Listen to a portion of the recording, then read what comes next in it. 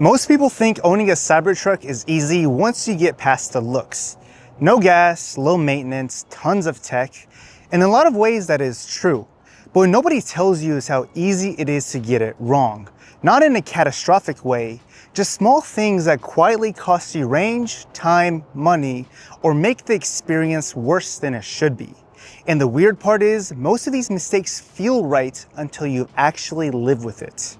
So in this video, I'm gonna go over the biggest Cybertruck mistakes people often make. Some I made myself, so you don't have to learn the hard way. One mistake a lot of Cybertruck buyers make right out of the gate is paying more money to get less range. The wheel options are the biggest example. On paper, it feels like a purely visual choice. You're just picking between different wheel designs. But in reality, the core wheels and the Cyber wheels actually share the same size and fitment, but the real difference comes down to what's wrapped around them, the tires. The standard core setup is built around more efficiency-focused all-season tires, which are tuned for lower rolling resistance and better highway range. The Cyber wheels, on the other hand, lean into an all-terrain setup. They look more aggressive, feel more rugged, and they're better off-road. But that comes with more rolling resistance and slightly lower efficiency on normal roads. So what looks like a cosmetic upgrade ends up being a real performance trade-off. You're not just changing how the truck looks, you're subtly changing how far it goes on every charge, especially at highway speeds where the difference shows up the most. And the tricky part is you don't really feel what you gave up.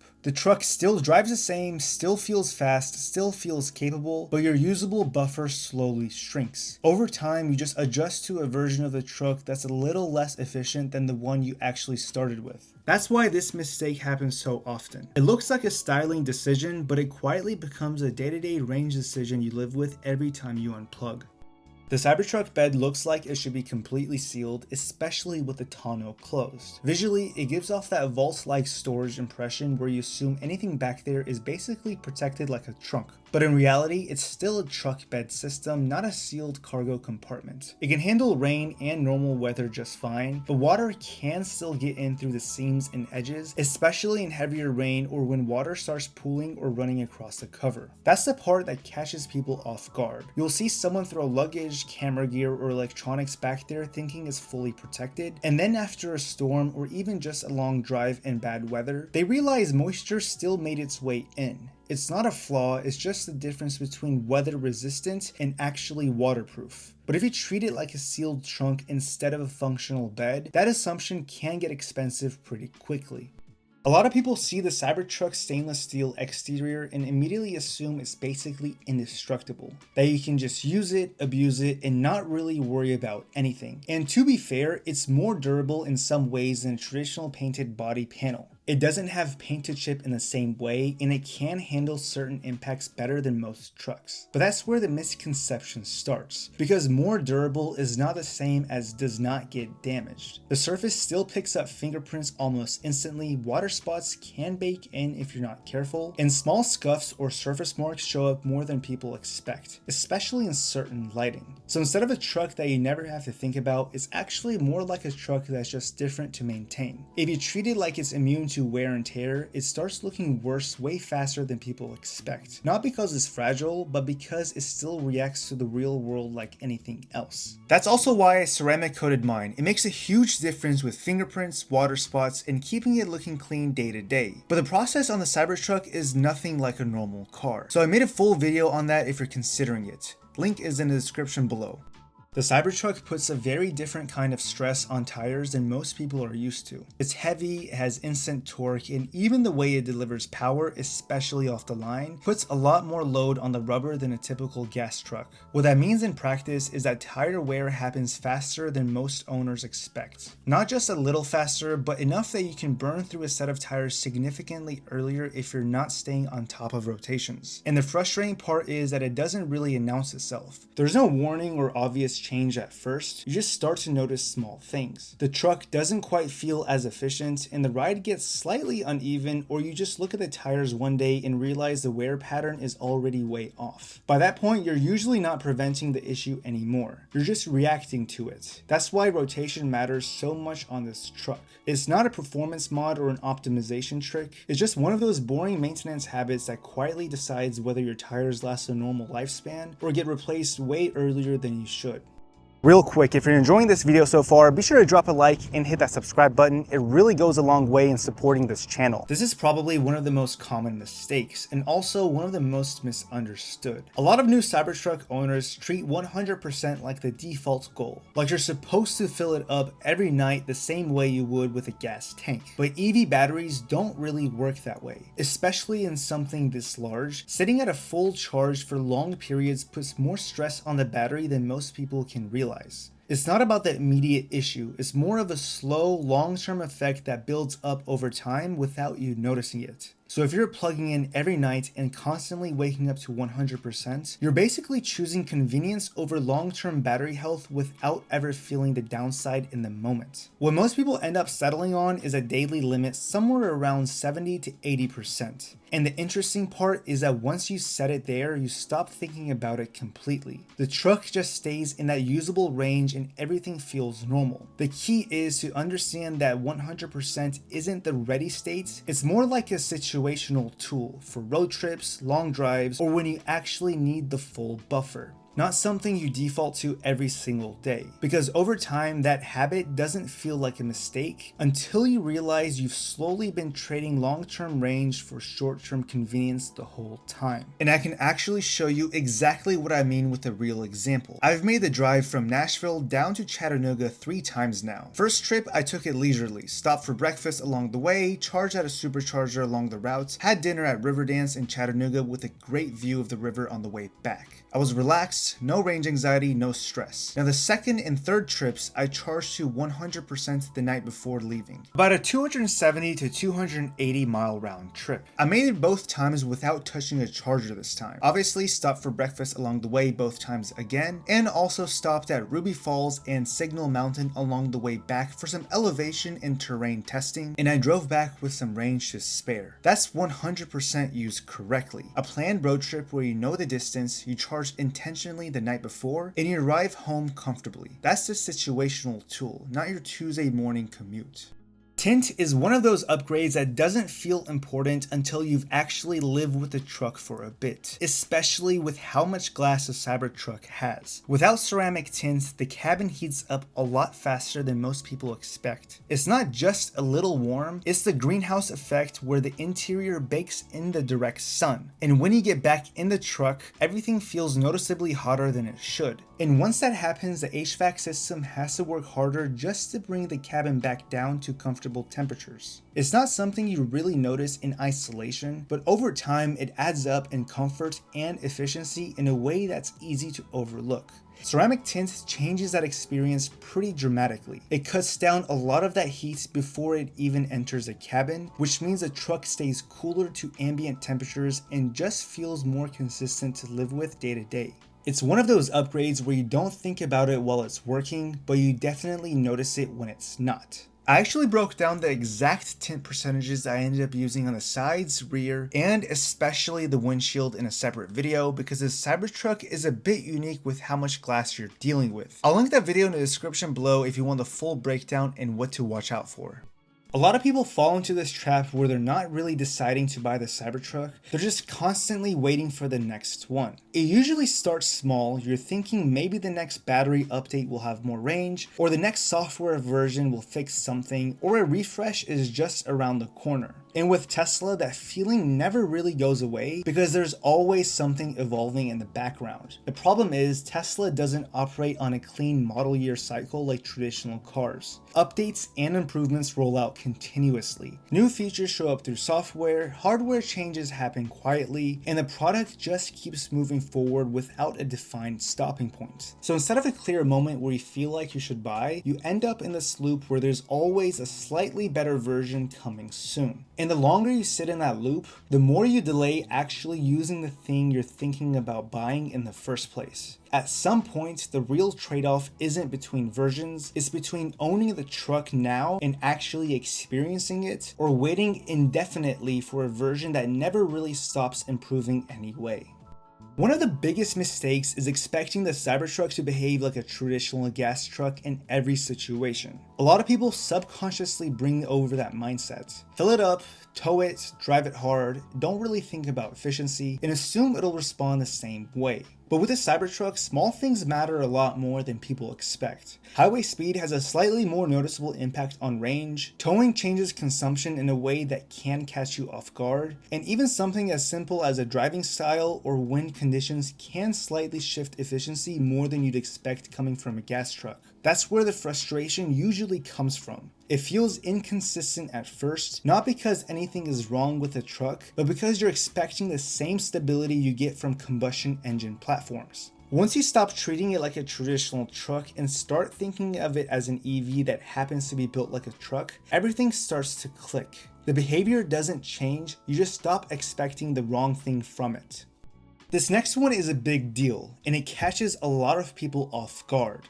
Especially if you're looking at a Cybertruck and assuming it has the same baseline Tesla experience as other models. The key thing to understand is that the Cybertruck does not come with autopilot in the way most people expect. There's no lane centering or automatic steering as a standard feature. What you're getting out of the box is essentially traffic-aware cruise control, so it can manage speed and following distance, but you're still doing the steering. That's a pretty different starting point compared to what many Tesla owners are used to, where those features were previously standard across most of the lineup. So if you're coming from that expectation or shopping used and assuming it's included, you'll immediately feel like something is missing when it's not there. The only way to get that level of assistance is through full self-driving, which is an optional add-on. And while it has improved a lot over time, it's still something you're actively opting into, not something the truck comes with by default. So the mistake here isn't just about features. It's about assuming the Cybertruck starts at the same baseline as other Teslas, when in reality it starts a step lower unless you specifically add it back on. And I want to briefly add that yes, Tesla did remove autopilot across the board for all Tesla models beginning of this year, but it was standard on the Model S, X, 3, and Y, but never the Cybertruck. This is one of those Cybertruck habits that doesn't seem important until you realize you've been sitting at chargers longer than you need to. If you've ever pulled into a supercharger and thought, why am I not getting peak charging speeds right now? It usually comes down to one thing. The battery wasn't preconditioned. The Cybertruck needs to bring the battery up to the right temperature before fast charging, and it only does that automatically if it knows you're heading to a charger. That means you have to actually set the supercharger as your destination in the navigation, even if you know where that supercharger is located. If you just plug in without doing that, the truck may not have prepared the pack properly, and charging speeds can drop a lot, especially in cold weather. It's not dramatic in the moment, but over time it turns into longer stops, more waiting, and a slower road trip experience overall. Range is one of the first things that trips people up when they get into a Cybertruck. The number Tesla advertises is basically a best case scenario, controlled conditions, steady speeds, ideal temperatures, and minimal load. In real world driving, that figure shifts pretty quickly. Highway speeds alone reduce efficiency, and once you add cold weather, wind resistance, or any kind of hard acceleration, the drop becomes even more noticeable. Towing is where the difference really stands out. What makes it catch people off guard is how easy the Cybertruck is to drive aggressively, which naturally pulls range down even faster than expected. So the mismatch isn't really a flaw, it's just how EV efficiency works in practice. Once the advertised number is treated as a reference point instead of a guarantee, planning trips becomes more predictable and the range anxiety side of the ownership basically fades out. Buying accessories too early is something almost every Cybertruck owner ends up doing at least once. You get the truck, everything feels new, and suddenly you're ordering organizers, wraps, floor liners, storage mods, basically anything that shows up in your feed. The problem is, after living with a truck for a few weeks, your actual use case starts to look different than what you imagined on day one. A lot of those early purchases end up unused, replaced, or not as necessary as they seem. There's also a real quality gap in the accessory space. What looks clean online doesn't always hold up in real use, and better options usually show up later once the ecosystem matures. I went deep on this and tested a ton of Cybertruck accessories across storage, protection, and everyday usability, everything from vault organization systems to smaller interior upgrades. Not just first impressions either, but how they actually hold up over time, how they install, and whether they're worth the money. I broke down what I still use daily versus what I wouldn't buy again, again, so you're not guessing or wasting money figuring it out yourself. I'll link that video in the description if you want to skip the trial and error phase entirely. Technically, you can charge a Cybertruck on a normal outlet. Realistically, it's not a great long-term plan. You're getting maybe 3 to 5 miles of range per hour charge, which seems fine until you actually live with it. If you drive any meaningful amount, it just doesn't keep up. It turns charging into something you have to think about constantly, which kind of defeats the whole point of owning an EV. There are really 3 ways to charge at home, and the difference between them is massive. Level 1, as I mentioned, is your standard wall outlet. That's the 3 to 5 miles of range per hour and is really more of a backup than a real solution. Level 2 is where things start making more sense. A 240 volt setup like a NEMA 1450 outlet can get you roughly 25 to 30 miles of range per hour charge, which is enough for most people to fully recharge overnight. Then there's a Tesla wall connector, which is still a level 2 but on another level in terms of performance. It's around 44 miles of range per hour charge at 60 amps. It's the fastest and most seamless home charging setup. Once you have a proper level 2 setup, the experience completely changes. You plug in at night, wake up, and the truck is just ready. Without it, charging starts to feel like a limitation instead of a convenience. Size and visibility are one of those things you don't fully appreciate until you're actually driving a Cybertruck in tight spaces. On paper, it's just a truck, but in practice, it feels wider and more angular than most people are used to. Parking garages, tight drive-thrus, narrow streets, and even simple curb alignment, everything takes a bit more attention at first. The shape doesn't taper like a traditional truck, so your spatial awareness has to adjust quickly. The good news is the camera system helps out a lot, especially once you get comfortable using it. After a while, it becomes second nature and you stop thinking about it. But that adjustment period is real, and a lot of new owners don't expect it going in. It's not hard to live with, it just demands a bit more awareness than a standard pickup.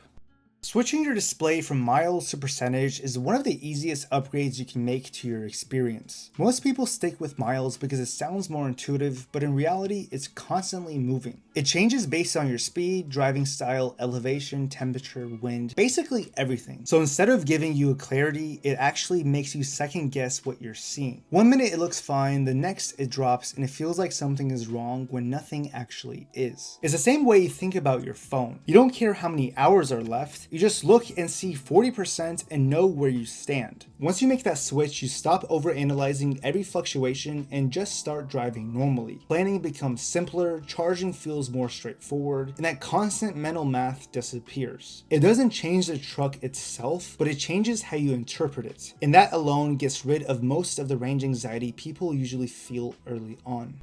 Sentry mode is one of the most useful features on the Cybertruck, but it's also one of the most misunderstood. A lot of owners either forget to turn it on when they actually need it, like parking in public spaces, or they leave it running constantly, even in safe spots like a garage or a driveway. That's where the issue starts, because while it's protecting the vehicle, it's also using up energy in the background, which can add up over time and lead to more battery drain than people expect. The key is being intentional with it. Use it when the truck is unfamiliar or high traffic areas, and turn it off when it's sitting somewhere secure. You can obviously have it turn off automatically at home, work, or favorite locations, so you don't have to constantly turn it on and off. When used properly, it's basically a built-in security system that's always watching. When it's not managed well, it either feels like wasted battery or something you forgot is even running.